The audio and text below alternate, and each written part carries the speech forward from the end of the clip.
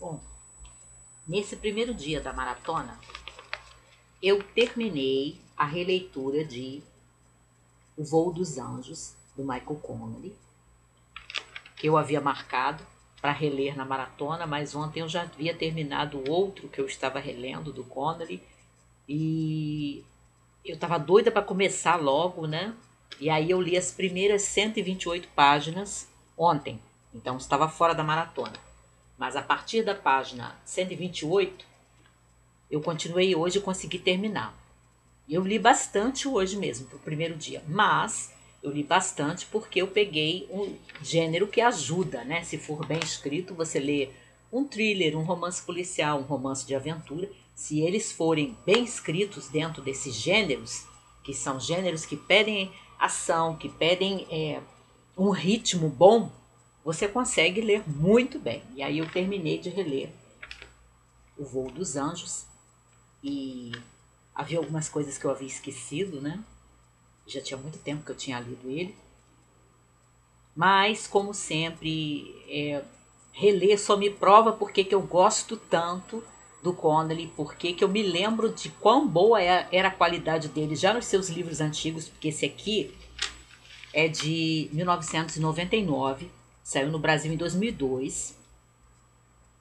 E como eu ainda acho, né, que eu já até falei isso, que os seus últimos livros são tão bons e às vezes até melhores do que os antigos, né? Que o último, A Caixa Preta, entrou nos melhores do ano passado. Nesse aqui a gente tem a situação do Harry Bosch, né, que é o detetive dos romances, de boa parte dos romances do Connelly, tem uma série para o detetive, com o casamento dele já assim em ruínas, né? A gente percebe que estão em crise e deve ter aparecido em livros anteriores que eu ainda não li, que esse é o mais antigo que eu tenho da série do Harry Bosch. E vemos aqueles problemas que ele já está tendo e que vão ficar cada vez piores nos volumes seguintes que ele tem com um dos subchefes dentro do departamento de polícia de Los Angeles, né? Que é aquela figura, aquele subchefe dele, o Irving, que é aquela figura que está muito mais preocupada com a política, né? Com fazer o seu nome, com manter as coisas com aquela aparência de que está tudo bem, de que está tudo certo, quando realmente não está acontecendo isso, e que se preocupa mesmo em fazer uma carreira, né, dentro da polícia e de repente ir até para a política, porque essa figura depois vai aparecer como uma das figuras que quer se projetar politicamente, o subchefe do Harry, né, o Irving, que é realmente uma criatura bem desagradável, porque ele não segue aquilo que o Harry segue, né, do proteger e servir. É um romance muito interessante também por mostrar de que maneira inteligente e dizendo as coisas que às vezes eu tenho vontade de dizer, né?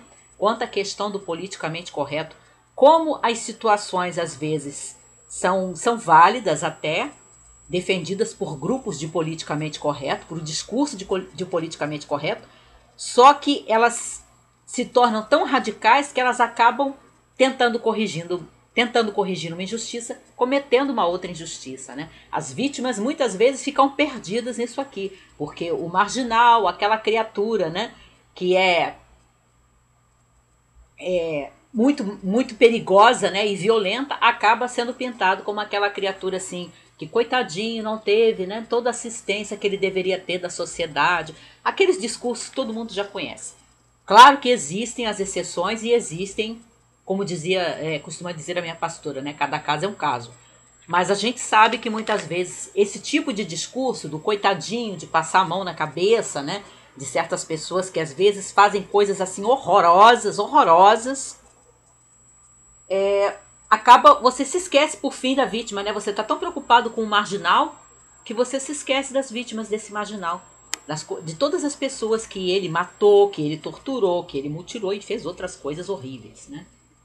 E aí esse livro é um dos livros em que o Connelly aborda esse tipo de coisa, mas não de uma forma assim escancarada, né? Ele faz uma ou outra observação velada e você que está lendo percebe, sem ele precisar ficar fazendo nenhum discurso, que ele não faz nenhum discurso contra o politicamente correto. Mas a forma como ele conduz a história e às vezes algumas coisas que passam pela mente do seu detetive, né, do Bosch, dá pra gente perceber que é isso que ele está fazendo. Olha só, né? O próprio escritor sabe que esse tipo de discurso vai acabar tentando corrigir uma injustiça, cometendo outra injustiça. Muito bom mesmo, muito bom. Me lembrou quantos livros já antigos do Conan eles são bons. E aí eu dei prosseguimento, que eu tinha começado também, mas ainda não tinha avançado, estava só no princípio, do A Forma da Água, do Camilleri, ainda não terminei, ainda falta um bom pedaço, talvez até leia mais à noite, o tamanho da fonte é muito bom, mas é um romance policial italiano, né, como eu falei, e aqui a gente é apresentada ao comissário Montalbano, que ele é policial numa cidade da Sicília, nos dias de hoje. E você tem uma figura assim de muita projeção, né, dentro daquela região ali da Sicília, um engenheiro que aparece morto dentro de um carro. E a forma como a morte dessa figura tão influente, né, é tratada é às vezes assim cômica mesmo. Tem um capítulo aqui que já começa com o legista reclamando com o comissário Montalbano, né?